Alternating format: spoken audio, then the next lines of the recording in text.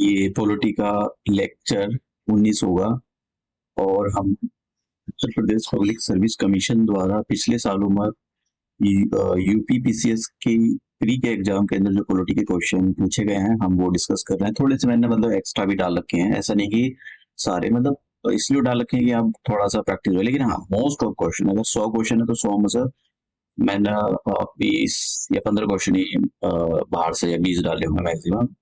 बाहर से का मतलब है यूपीसी रिलेटेड, लेकिन सारे क्वेश्चन मोस्ट ऑफ क्वेश्चन जो है वो पीसीएस के ही है, यूपी पीसीएस के। और एक और बात की मैंने यहाँ पर हिंदी और इंग्लिश दोनों के अंदर क्वेश्चन को फ्रेम किया हुआ है, और जो कंट्रोवर्शियल स्टेटमेंट थे या कंट्रोवर्शियल क्वेश्चंस थे मैंने उनको हटा दिया है या उसके अंदर फेर बदल करके सही आंसर किया है। अब मैंने किसी भी क्वेश्चन के आगे कोई डेट मेंशन नहीं की कि ये फलाना डेट में आया ढिमकाना डेट में आया। एक बार क्वेश्चन कई बार रिपीट होता है तो ये सारे बनाने में बहुत टाइम लगता है, तो मैंने वो सब छोड़ दिया है, बस क्वेश्चन कर रहे हैं हम प्रैक्टिस।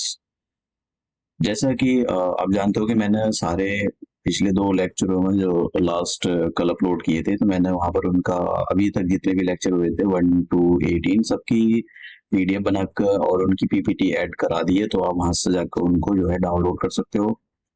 और अब आज जो हमारा फंडामेंटल राइट पर, क्योंकि अभी ये 2-3 कुछ लेक्चर चलेंगे फंडामेंटल राइट पर, 2-3 तो नहीं होंगे कुछ होंगे क्योंकि फंडामेंटल राइट से क्वेश्चन बहुत ज्यादा पूछे जाते हैं, तो हम ये इसलिए इनको डिटेल में, लेकिन आपको फंडामेंटल राइट देखिए मैं दिखाता रहूंगा हर लेक्चर में, आपको ये दिखाऊंगा स्लाइड की फंडामेंटल राइट। देखिए पहला वाला fundamental right, right to equality article 14 से लेकर आर्टिकल 15 तक है। ठीक है, एक सेकेंड में अपना पेन ले लेता हूँ। ठीक है, तो राइट टू इक्वालिटी जो है हमारा आर्टिकल 14 से लेकर आर्टिकल 18 तक है, और ये आर्टिकल दे रखे हैं। आर्टिकल 14 क्या है, आर्टिकल 15 क्या है, और आर्टिकल 16, 17, 18। आर्टिकल 17 में मैंने एवोल्यूशन ऑफ द अनटचेबिलिटी में बहुत सारे क्वेश्चन पूछे गए। ये article evolution of the titles, जैसे कि राजाओं के राज, महाराज, अधिराज पधार रहे हैं, तो ऐसे टाइटल जो अंग्रेजों ने दिए थे वो सब फिनिश कर रखे हैं। हाँ, जैसे भारत रत्न दिया गया उसको इस जो है मतलब वो टाइटल की कैटेगरी में नहीं आता है। ये आर्टिकल 15 है। आर्टिकल 15 आपको पता होना चाहिए, इसमें अभी भी मतलब अभी 2000 कॉन्स्टिट्यूशनल अमेंडमेंट एक्ट आया था तो इसमें फेरबदल किया था, तो इसके बारे में पता होना चाहिए आपको। उसमें 10% का रिजर्वेशन दिया गया था इकोनॉमिकली वीकर सेक्शन, एक तो आर्टिकल 16 और 17 के अंदर। तो ठीक है, तो जैसे ये था, नहीं वो आ गए 6 था वो, और 6 क्लॉज थी आर्टिकल 15 की। तो इस आर्टिकल 15 कहता है prohibition of the discrimination on the ground of the religion, race, caste, sex, place of birth. तो ये जो राइट है, ये राइट ये कहता है कि भाई सरकार या कोई दूसरा पर्सन किसी की धर्म के आधार पर, रेस के आधार पर, उसकी कास्ट के आधार पर, उसके सेक्स के आधार पर, वो जेंडर क्या है उसकी डिस्क्रिमिनेशन नहीं कर सकता है। आर्टिकल 15 का ये वाला पार्ट डाला गया है ये। ठीक है, ये वाला पार्ट जो है इसमें 10% का रिजर्वेशन दिया गया है इकोनॉमिकली वीकर सेक्शन में, वो एडिशनल जो एग्जिस्टिंग रिजर्वेशन है उससे अलग रिजर्वेशन है। आर्टिकल ये आर्टिकल 19 से 22 के बीच में जो है फ्रीडम, राइट टू फ्रीडम के बारे में दे रखा है, और ये बहुत इंपॉर्टेंट है, आज इस पर क्वेश्चन होंगे। तो आर्टिकल 21 के बारे में हम देखेंगे जरा ये, और इस पर काफी क्वेश्चन है। आर्टिकल 20 के बारे में भी देखेंगे, और इस पे ज्यादा क्वेश्चन है आर्टिकल 21 का। तो आर्टिकल 21 को अभी डिटेल में देखेंगे जरा हम। ये आर्टिकल 21 क्या कहता है, protection of the life and personal liberty. और आर्टिकल 19 के अंदर 6 आर्टिकल दे रहे, 6 सब फ्रीडम दी हुई है। एक तो freedom of speech and expression, और freedom to form assembly, freedom to form association, freedom to movement, freedom to decide, मतलब आप कहीं भी हो सकते, फ्रीडम टू प्रोफेस, आप कोई सा भी ट्रेड कर सकते हो। एक कंडीशन ये होती है कि आप ह्यूमन के अंदर कोई या ऐसी कोई जाति या पेड़ों के अंदर खरीद फरोख्त नहीं कर सकते हो जो सरकार ने मना किया हुआ है। यहाँ पर right to against the exploitation, article 2 article है इसके, एक आर्टिकल 23, आर्टिकल 24। आर्टिकल 23 ये कहता है कि भाई आप किसी भी ह्यूमन बीइंग के अंदर उसको बेच नहीं सकते हो, ना उसको खरीद सकते हो, ना ही आप उसको फोर्स लेबर करा सकते हो, बॉन्डेड लेबर, मतलब आप बिना पैसे के काम करवा रहे हो बेकार, या फिर उसकी मर्जी के बिना काम करा रहे हो, तो ऐसा कुछ काम नहीं करा सकते हो। एक प्रोहिबिशन ऑफ द चिल्ड्रन, मतलब ऐसे बच्चे जिनकी उम्र 14 या 14 साल से कम है, उन बच्चों को आप हैजार्डस फैक्ट्री, माइंस ऐसी जगह काम नहीं करा सकते हो। इवन होटल के अंदर भी अलाउ नहीं है। हाँ, वो अपने घर, अगर उसके पिताजी मान लो चाय का ठेला लगाते हैं तो वो अपने पिताजी के साथ खड़ा हो सकता है, लेकिन वो भी स्कूल टाइम बनी, ठीक है। नेक्स्ट क्वेश्चन, नेक्स्ट ये आर्टिकल 25, जैसे मैंने कहा आर्टिकल 25 जो है आर्टिकल 24, 23, 23, 24 बता दें, आर्टिकल 25 टू 28 ये जो रिलीजन फ्रीडम से रिलेटेड है ये आर्टिकल कि भाई अपना कोई फ्रीडम, आपका धर्म है तो आपको कैसे उसकी पूजा करनी, नमाज पढ़नी है, क्या करना है वो आपके ऊपर डिपेंड है, आपको पूरी पूरी आजादी है। लेकिन ऐसा नहीं कि आप माइक बजा दो तो दूसरे डिस्टर्बेंस हो रहे, तो फिर वहां पर जो है वहां पर जो है फिर रिस्ट्रिक्शन लगानी पड़ती है। फ्रीडम, अब आप जो ये भी आएगा question, freedom to manage religious affair, हाँ ये इसमें नहीं है क्वेश्चन कोई भी। तो आप जो आपका धर्म है आपके, आप जो है भैया उसको मैनेज कर सकते हो, ठीक है। और आर्टिकल की आप जो है आर्टिकल 727 ये बोलता है कि सरकार आप पर कोई भी टैक्स नहीं लगा सकती है, इसलिए कि हम पर्टिकुलर धर्म को, जैसे मान लो कि मुस्लिमों से इसलिए टैक्स नहीं ले सकते कि वो हम हिंदुओं के धर्म को प्रमोट कर रहे हैं। अभी चल रहा था आर्टिकल 27, लोगों के मन में आ भी रहा होगा कि भैया अयोध्या मंदिर बनवा दिया तो सरकार ने सारा पैसा हमारा मुंह डाल दिया। भैया वहां वो सरकार का पैसा नहीं था उसके अंदर, ठीक है, लोगों ने वहां पर डोनेट किया है, तो वो सरकार का पैसा नहीं था।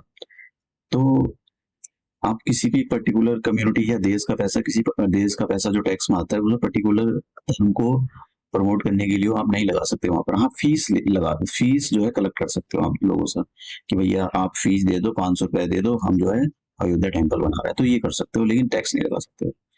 Freedom to attending the religious instructions and worship of the certain, ये आगे आएंगे तो हम उसके बारे में बात करेंगे, पता होना चाहिए।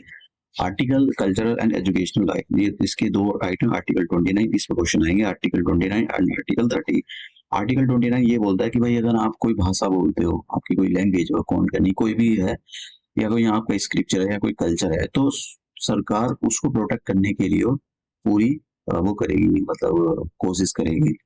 और एक बात, जैसे मान लो यहाँ पर जो है इसमें सेक्शन ऑफ सिटीजन आता है, सेक्शन ऑफ सिटीजन मतलब छोड़ो उसको, तो क्योंकि अब एक और इसमें यहाँ पर याद रखना कि जो माइनॉरिटी है, क्योंकि हमारे यहाँ पर दो टाइप की माइनॉरिटी, एक तो लिंग्विस्टिक माइनॉरिटी जो भाषा के कहीं ज्यादा भाषा बोलते हैं, कहीं कम भाषा बोली जाती है, मतलब हिंदी मेजोरिटी नॉर्थ इंडिया में ज्यादा बोलते हैं, लेकिन दूसरी भाषा जो बहुत ही कम लोग बोलते हैं उसको लिंग्विस्टिक माइनॉरिटी मान जाएंगे।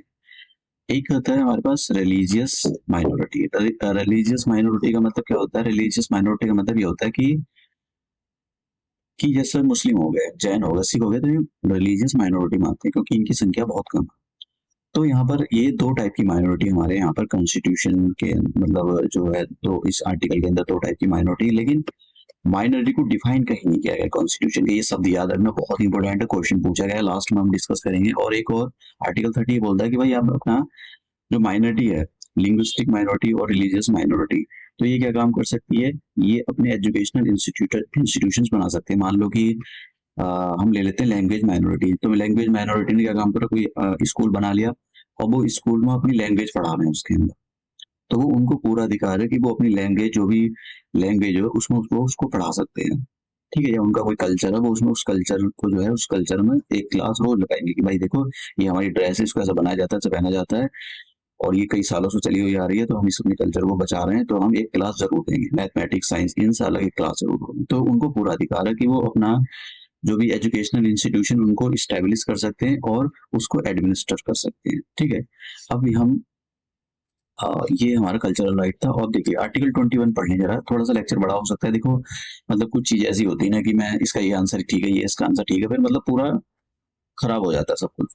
तो यहाँ पर मैं कुछ चीजें बताऊंगा। एक तो right to privacy, right to privacy अभी पुट्टा स्वामी जजमेंट केस आई थी, तो article 20 right to privacy article 21 के अंदर रखा गया है। लेकिन जैसे आर्टिकल 19 है, तो आर्टिकल 19 क्या, फ्रीडम टू मूवमेंट, आपको आजादी है कि आप कहीं भी घूम सकते हो, लेकिन भाई आपको ये आजादी नहीं कि आप घूमते घूमते कोई कोई किसी के घर में घुस जाओ, भाई इस टाइप की नहीं है, क्योंकि घर में लोगों की अपनी प्राइवेसी होती है। तो मेरे कहने का मतलब आप समझ रहे हो कि article right to privacy article 19 के अंदर इनडायरेक्टली गिवन है, लेकिन right to privacy under article 21 directly given है। ये सुप्रीम कोर्ट ने पुट्टा स्वामी जजमेंट में अभी बोला है, समझ गया। तो आप समझ रहे हो ना कि आर्टिकल 21 के, आर्टिकल 21 और आर्टिकल 19 के अंदर दोनों ये जो राइट टू प्राइवेसी आता है, राइट टू प्राइवेसी यहाँ पर साफ साफ लिखा गया भाई राइट टू प्राइवेसी है, और आर्टिकल 19 के अंदर राइट टू मूवमेंट के अंदर कि हम राइट टू मूवमेंट का मतलब ये होता है कि भाई आपको आजादी है, आप कहीं भी जा सकते हो। तो कहीं भी जाने का मतलब ये नहीं कि कोई नहा रहा है तो आप उसके जाकर रूम में घुस जाओ या उसके बाथरूम घुस जाओ, भाई ऐसी ऐसी प्राइवेसी नहीं है, क्योंकि राइट टू प्राइवेसी है ये। तो राइट टू प्राइवेसी आर्टिकल 19 और 21, आर्टिकल 19 के साथ साथ, और मतलब आर्टिकल 19 में भी पढ़ी जाती है और आर्टिकल 21 में तो दे रखी है साफ साफ। मैं यहाँ पर एक यहाँ पर थोड़ा सा ये काफी न्यूज में था। एक तो ये वाला right to marry a person, अगर आप किसी भी, आपकी आजादी है कि आप भाई किसी भी पर्सन के साथ शादी कर सकते हो, वो क्या है फॉरेन है, वो पूरी आजादी है आपको। एक और बात याद रखना, दो टाइप की यहाँ पर, मतलब थोड़ा सा लेक्चर यार बड़ा हो जाएगा, मैं एक सेकंड मैं यहाँ पर बता देता हूँ जरा। मतलब क्या करूँ कि कुछ चीजें ऐसी हैं कि समझानी पड़ती हैं, मतलब ऐसा रट्टा मारोगे तो फिर रट्टा तो मान लो, फिर करोगे कैसे। तो आर्टिकल के अंदर जरा एक आर्टिकल 21 और इसके अंदर, तो आर्टिकल 21 के अंदर एक राइट टू मूवमेंट। तो राइट टू मूवमेंट का मतलब ये होता है कि भाई स्पेलिंग गलत हो सकती है, मैं जल्दी जल्दी कोशिश कर रहा हूँ बता दूं आपको कि भाई आप इंडिया के किसी भी कॉर्नर में, इंडियन टेरिटरी में आप कहीं भी जा सकते हो, आपको पूरी आजादी, कोई भी आपको आपके धर्म के आधार पर नहीं रोकेगा कि भाई यहाँ भी धर्म के नहीं जा सकते भाई आप। हाँ, थोड़ी रिस्ट्रिक्शन है कि भाई आप ऐसी जगह नहीं जा सकते हो जहाँ पर ट्राइबल लोग रहते हैं, उनका कल्चर प्रिजर्व करके रखा गया है, या फिर जैसे HIV से ग्रस्त लोग हैं, या फिर प्रोस्टिट्यूशन, तो उनको रोक लगाएगी, क्योंकि प्रोस्टिट्यूशन जाएगी, हो सकता है उसको HIV और फिर वो मतलब किसी को फैला सकती है वहां पर, या कोई HIV पर्सन है वो भी फैला सकता है। तो मतलब फ्रीडम यहाँ पर लोगों का जो मोरल्स है उसको भी ध्यान में रखा गया है। तो आर्टिकल 21 के अंदर जो ट्रेवल, अगर आप आप इंडिया के अंदर ट्रेवल कर रहे हो तो आर्टिकल 21 के अंदर आता है, इंडिया के अंदर ट्रेवल कर रहे हो कंट्री के अंदर। लेकिन अगर आप मान लो कि भैया मैं जा रहा हूँ, राइट टू ट्रेवल है, राइट टू ट्रेवल, और मैं जा रहा हूँ कहाँ, कैलिफोर्निया घूमने के लिए, यूनाइटेड स्टेट ऑफ अमेरिका के अंदर, USA के अंदर, फिर मैं वापसी आ जाऊंगा। तो ये जो बाहर जा रहे हो, देश से बाहर जा रहे हो, तो ये जो आजादी है, देश से बाहर जा रहे हो, देश राइट टू अब्रॉड जा रहे हो घूमने के लिए, तो ये आजादी जो है आर्टिकल 21 के अंदर है। तो दोनों में आपको पता लगा है घूमना ही, लेकिन अलग अलग है, ये बहुत जरूरी है। अब मैं बताता रहूंगा बीच बीच में, तो दिखाता रहूंगा ये स्लाइड, क्योंकि मुझे बताइए इतनी आसान नहीं होने वाली, इतना आसान नहीं होने वाला कि भाई आप सोच रहे हो कि ये इतना आसान है। नेक्स्ट क्वेश्चन, सॉरी क्वेश्चन आ गया हमारे पास। देखिए जैसा आप सभी लोग जानते हो, इधर हिंदी में रहता है, मैं एक सेकंड अपना पेन बदल लूँ, और एक साइड इंग्लिश में रहता है, तो इंग्लिश वाले इधर, मैं एक्सप्लेन करता हूँ चीजों को, मतलब क्या कह रहा है क्या नहीं कह रहा है, हिंदी वाले समझना, वरना तो फिर वो लेक्चर बड़ा हो जाता है। देखिए आर्टिकल 19 ये कहता है, यहाँ पर क्वेश्चन क्या है, क्वेश्चन ये है कि ये बताओ भाई इनमें से कौन सा ये राइट दे रखे हैं यहाँ पर, ऐसा कौन सा राइट है जो आर्टिकल 21 के साथ साथ आर्टिकल 21 के साथ साथ आर्टिकल 19 के साथ भी पढ़ा जाता है। तो अभी मैंने आपको बताया कि राइट टू प्राइवेसी, ठीक है, राइट टू प्राइवेसी जो है आर्टिकल 21 के अंदर साफ साफ दे रखा है। मैंने अभी आपको बताया, कोटा स्वामी जजमेंट केस आई थी, जजमेंट आया था, तो उसके अंदर बोला था, पहले से भी चला आ रहा है ये। लेकिन पहले ये कंफ्यूजन थी कि इसके अंदर आएगा किसके अंदर लेकिन article sorry article right to privacy article 19 के अंदर भी आता है, जैसे मैंने बताया। तो ये राइट टू प्राइवेसी आर्टिकल एक ये ऐसा फंडामेंटल राइट है कि आर्टिकल 19-21 के अंदर तो साफ साफ लिखा है, लेकिन 19 में भी आता है कि भाई जैसे मैंने बताया, राइट टू मूवमेंट का मतलब ये नहीं होता कि आप किसी के घर में घुस जाओ कि भाई मेरा तो ये तो मेरा वो है राइट है, अगर किसी के घर में घुस सकता हूँ, तो ये वाला भाई नहीं, किसी की प्राइवेसी आप ब्रीच नहीं कर सकते हो। तो इसके लिए इसका जो आंसर है वो सी है, राइट टू प्राइवेसी आर्टिकल 21 के साथ साथ आर्टिकल 19 के साथ भी पढ़ा जाता है, ठीक है, निजता का अधिकार ठीक है। तो ये राइट टू ट्रेवल अब्रॉड, ये मैंने बताया 21 के अंदर आता है, राइट टू शेल्टर ये भी आता है, राइट टू इन्फॉर्मेशन ये भी आता है 21 के अंदर। अभी आप देख लेना, मैं स्लाइड डाल दूंगा तो आप देख लेना। Next question, which one of the following, Hindi वाले भी लगा लेंगे, हिंदी के और इंग्लिश के लिए, दोनों के लिए, which one of the following does not fall with in the purview of the article 21।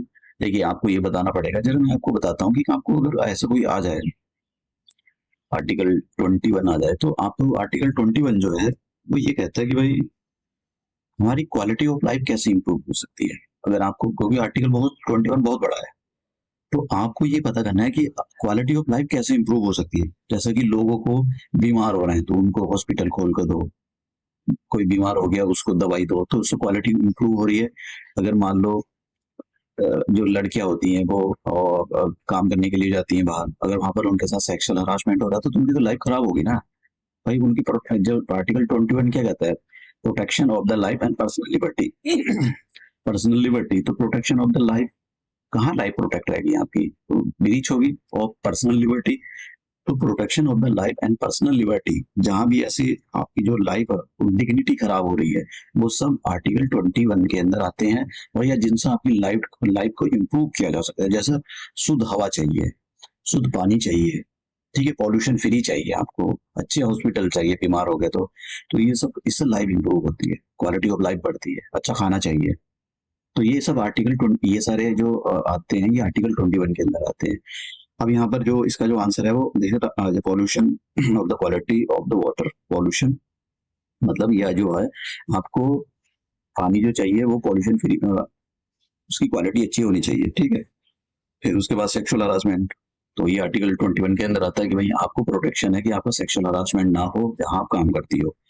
Medical aid, कि कोई बंदा अगर उसको मेडिकल एड दी, ये मेडिकल एड दी जानी चाहिए डॉक्टरों के द्वारा, ये भी एक हमारा फंडामेंटल राइट है, आर्टिकल 21 के अंदर आता है। अगर मान लो आर्टिकल नहीं दी जा रही तो इसका मतलब क्या है कि आपका जो आर्टिकल है वो ब्रीच हो रहा है। कैपिटल पनिशमेंट के बारे में देख लेते हैं। तो कैपिटल पनिशमेंट का मतलब होता है किसी को खूब धोना, पकड़ कर डंडों से मारना, ये तो ये जो आईपीसीसी के अंदर आता है, आईपीसीसी इंडियन पीनल कोड, तो इसके बारे में देख लेते हैं। देखिए, ये कैपिटल पनिशमेंट जो आर्टिकल 21 के अंदर नहीं रखा गया, अब उसका रीजन सुनते क्यों नहीं रखा गया। देखिए हाँ यार, ये मृत्यु दंड नहीं होता है कैपिटल, सॉरी हाँ, इसको देखते हैं जरा, कैपिटल पनिशमेंट। तो कैपिटल पनिशमेंट को क्यों नहीं रखा गया, जरा इसको देखते हैं। देखिए, जब भी मान लो किसी ने हीनियस क्राइम हुआ, रेप हो गया, बहुत ज्यादा लोगों को मर्डर कर दिया, 50 का हीनियस क्राइम है, तो सिंपल सी बात है, पुलिस धोएगी उसको, डिमांड पर खूब बजाएगी उसको, दबा दब बजाएगी, खूब पट्टे बजाएगी, डंडे बजाएगी, तो 3rd डिग्री टॉर्चर भी करेगी। तो अब फिर अगर इसको आर्टिकल 21 के अंदर रखते तो वो क्या बोलेगा कि देखो भैया, आर्टिकल 21 के अंदर कैपिटल पनिशमेंट को मना किया गया है कि कैपिटल पनिशमेंट नहीं दे सकते किसी को भी, और पुलिस वाले तो मेरे को खूब धो रहे हैं। तो देखो, ये मेरी जो आर्टिकल 21 का जो है मेरा ये right protection of the life and personal liberty का हनन हो रहा है, तो भैया सुप्रीम कोर्ट आप जरा इंटरफेयर करो।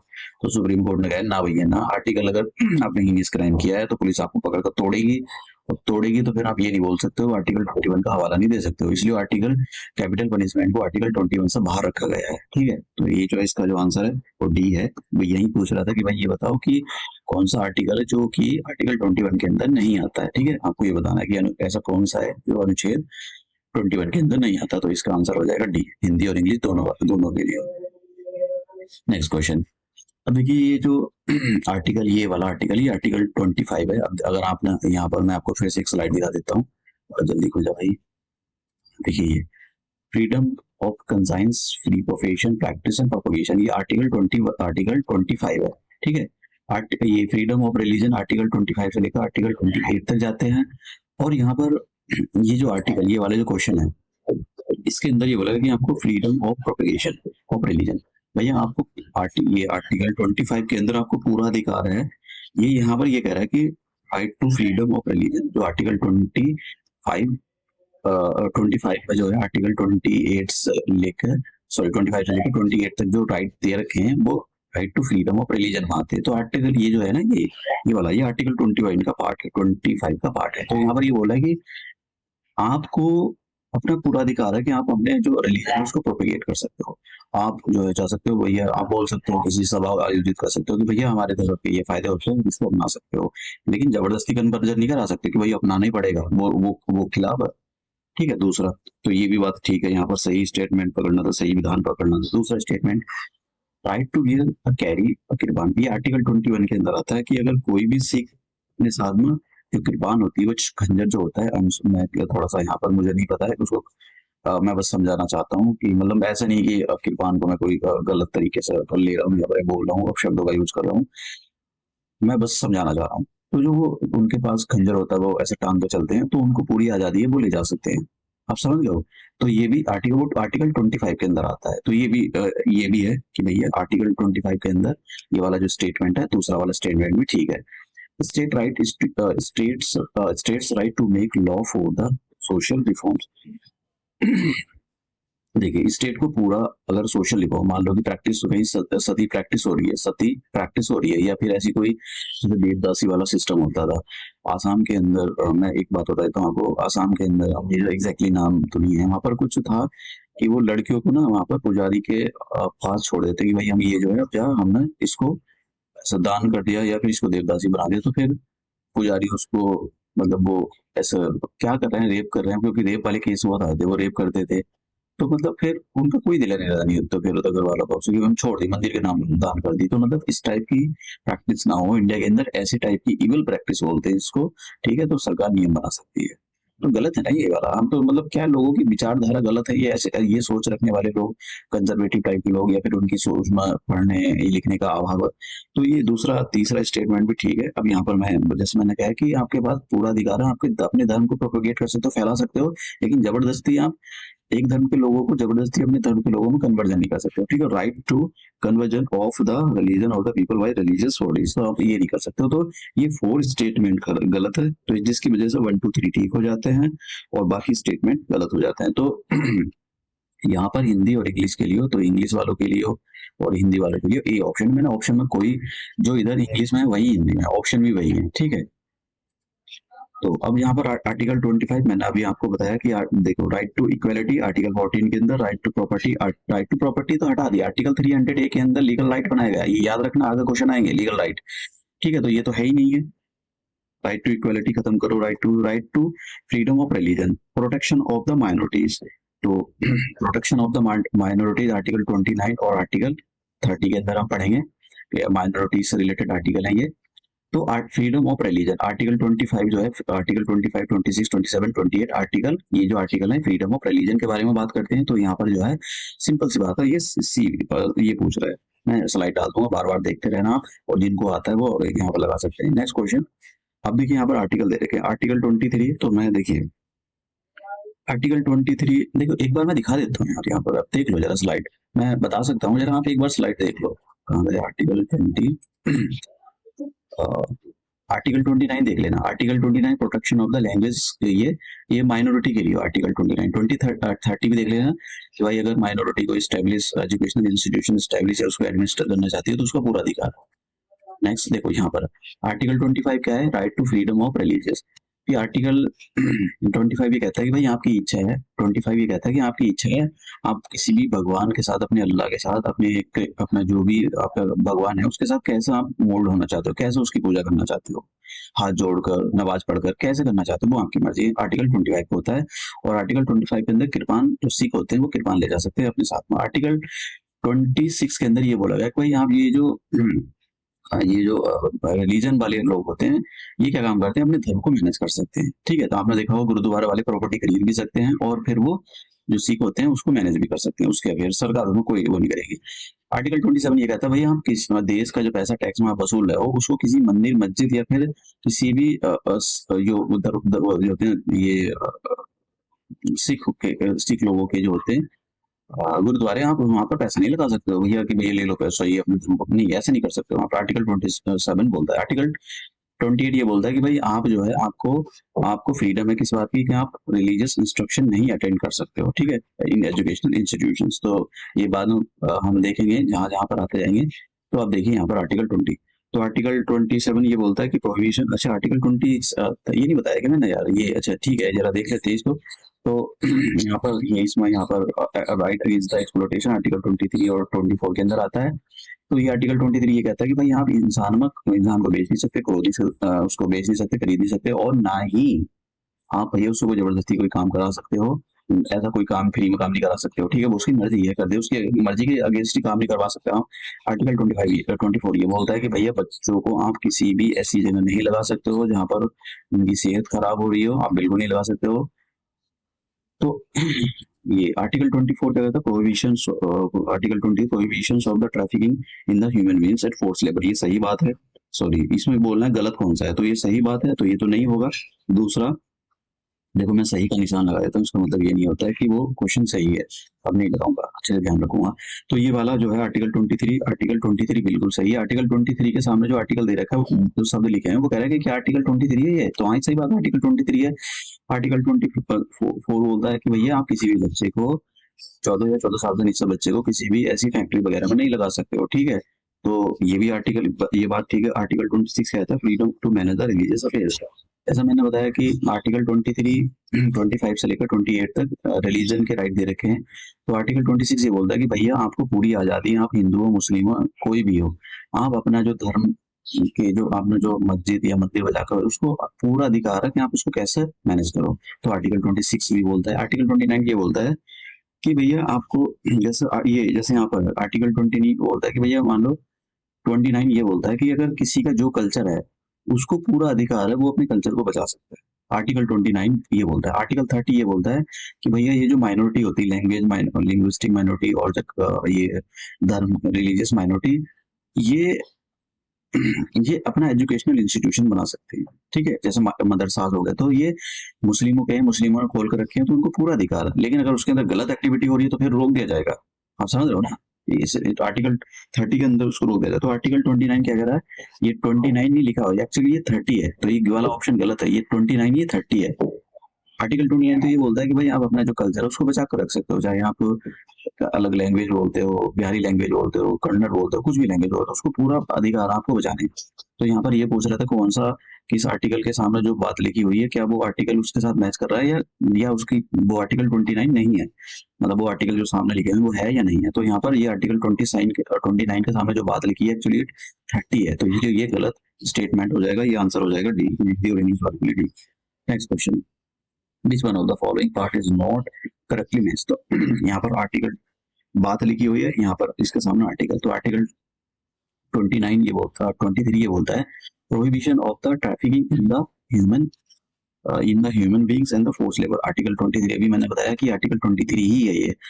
और आर्टिकल 24 ये कहता है कि भाई आप जो है बच्चों से काम नहीं करा सकते हो फैक्ट्री में। नंबर ये 29 protection of the interest of the minority. Article 29 है, बिल्कुल सही बात है कि आप जो है माइनॉरिटी का मतलब लिंग्विस्टिक माइनॉरिटी और लिंग्विस्टिक और या ये जो रिलीजियस माइनॉरिटी, ये दोनों टाइप की माइनॉरिटी, दूसरी माइनॉरिटी भी इंक्लूडेड है।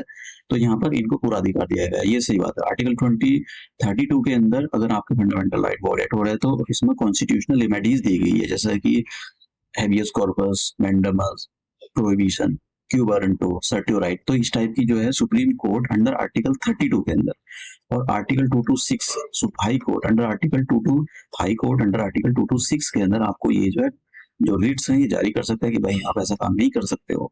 तो इसको बोलते हैं कॉन्स्टिट्यूशनल रेमेडी। ठीक है, इनको heart and the soul of the constitution बोला था भीमराव अम्बेडकर साहब ने। तो राइट टू कॉन्स्टिट्यूशनल रेमेडीज जो है ये आर्टिकल 32 के, ये बात सही है। आर्टिकल 29 भी सही है, आर्टिकल 23 भी जो इनके सामने लिखा है वो बात सही है। अब जरा इसको देखते हैं। Right of the minority to establish and administer educational institution, ये भैया आर्टिकल 30 है, ये आर्टिकल 31 नहीं है। तो इसकी वजह से ये स्टेटमेंट हमारा गलत हो जाता है। तो यही हमारा आंसर है।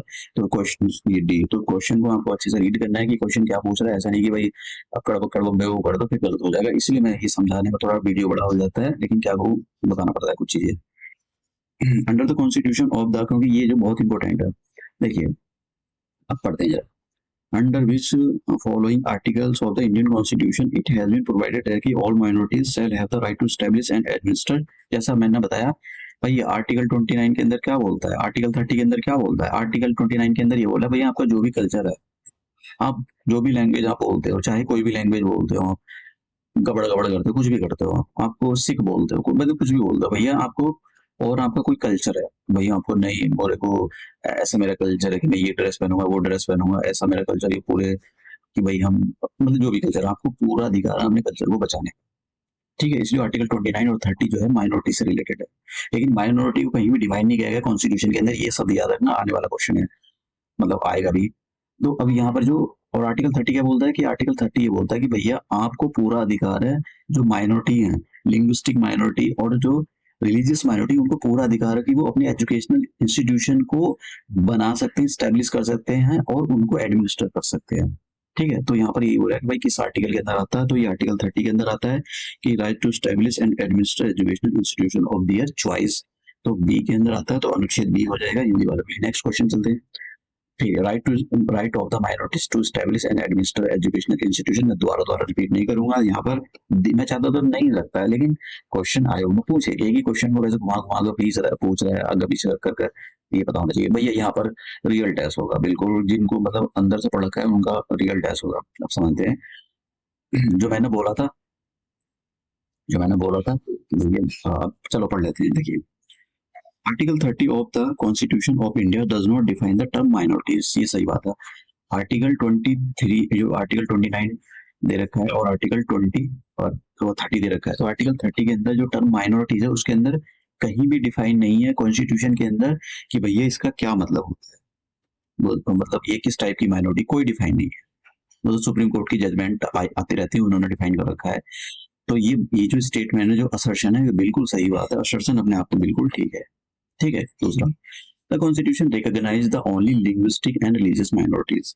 देखो ये आपको पढ़ना चाहिए। आर्टिकल 29 के अंदर एक शब्द एनी सेक्शन ऑफ सिटीजन, ये शब्द लिखा हुआ है आर्टिकल 29। मतलब आर्टिकल 29 के अंदर ये बोला गया है कि भैया कोई भी भाषा बोलते हो, कोई भी कपड़े पहनते हो, आपका कोई भी कल्चर, आपको पूरा राइट है कि आप उसको बचा सकते हो। इवन इसमें ये बोला है कि any section of the society to preserve their culture, their language as they are. मतलब उनका जो लैंग्वेज जैसी जो वो बोल रहे हैं, चाहे वो कैसी भी लैंग्वेज हो, पहाड़ी बोल रहे हैं, नेपाली बोल रहे हैं, कैसी भी बोले, उनको पूरा अधिकार है कि वो लोग अपनी लैंग्वेज को बचा सकते हैं। आर्टिकल 29 के अंदर ये बोला गया है, 29 के अंदर। ठीक है। तो और आर्टिकल 30 के अंदर क्या बोला गया? आर्टिकल 30 के अंदर ये बोला गया कि भैया जो एक तो माइनॉरिटी शब्द कॉन्स्टिट्यूशन के अंदर कहीं डिफाइन नहीं है, एक पहली बात। ठीक है। तो लेकिन यहाँ पर माइनॉरिटी शब्द डिफाइन नहीं है, लेकिन लिंग्विस्टिक माइनॉरिटी और रिलीजियस माइनॉरिटी ली गई है बस। ठीक है। इन्हीं को माइनॉरिटी बोला गया कि लिंग्विस्ट, और बाकी इसको डिफाइन नहीं है कि भाई क्या मतलब होता है इसका कॉन्स्टिट्यूशन में, वो सुप्रीम कोर्ट ने अपनी इंटरप्रिटेशन से निकाला है। अब कॉन्स्टिट्यूशन के अंदर जो कॉन्स्टिट्यूशन आर्टिकल 30 की बात कर रहा हूँ मैं यहाँ पर, कॉन्स्टिट्यूशन के अंदर constitution recognise the only linguistic and ये रिलीजियस माइनॉरिटीज। तो ये वाला शब्द जो है ये बिल्कुल ठीक है, ओनली लिंग्विस्टिक और रिलीजियस माइनॉरिटीज डिफाइन नहीं किया गया। अभी आप सोच रहे हो कि डिफाइन अलग बात होती है और यहाँ पर रिकॉग्नाइज करना अलग बात होती है। तो दोनों स्टेटमेंट अपनी अपनी जगह ठीक है, लेकिन रिकॉग्नाइज करना, लिंग्विस्टिक और रिलीजियस माइनॉरिटी को रिकॉग्नाइज करना, उसका डिफाइन से कोई लेना देना नहीं है। इसलिए जो असर्शन और रीजन अपनी अपनी जगह ठीक है, लेकिन जो रीजन है वो असर्शन को एक्सप्लेन नहीं कर पा रहा है। तो इसका जो आंसर है वो बी है। जब बच्चों की ना पैंट टाइट करनी होती है ना, तो असर्शन रीजनिंग के क्वेश्चन रख दो, आयोग यही करता है, पेपर को मुश्किल बनाता है ना। तो यार हम तो पढ़ के गए थे, फलाना करके राइट टू फंडामेंटल राइट तो पढ़ गए, पता नहीं यार ये कैसा आ गया, वो ऐसा ही आ गया। लास्ट क्वेश्चन देखिए, आर्टिकल 32 के अंदर बोला गया है, आर्टिकल 32 मैंने आपको बताया कि कॉन्स्टिट्यूशनल रेमेडी। ठीक है। कॉन्स्टिट्यूशनल रेमेडी हमारा फंडामेंटल राइट, आर्टिकल 12 से लेकर आर्टिकल 35 तक हमारे फंडामेंटल राइट हैं। तो आर्टिकल 25 के बारे में बोला कि भाई आर्टिकल 25 के अंदर क्या आएगा, क्या कॉन्स्टिट्यूशनल राइट आएंगे, फंडामेंटल राइट आएंगे या स्टैट्यूटरी आएंगे या ये। तो इसका आंसर है फंडामेंटल राइट आते हैं हमारे आर्टिकल 25 से। पार्ट 3 के अंदर इनको रखा गया है और यूएसए से इसको लिया गया, यूएसए का जो बिल ऑफ राइट्स है वहां से उनको उठाया गया। तो ये यूएसए के बिल ऑफ राइट्स एकदम मेल खाते, इवन उससे भी ज्यादा अच्छे तरीके से इनको एक्सप्लेन किया गया। तो आज का लेक्चर यही खत्म करते हैं, मिलते हैं नेक्स्ट लेक्चर के अंदर।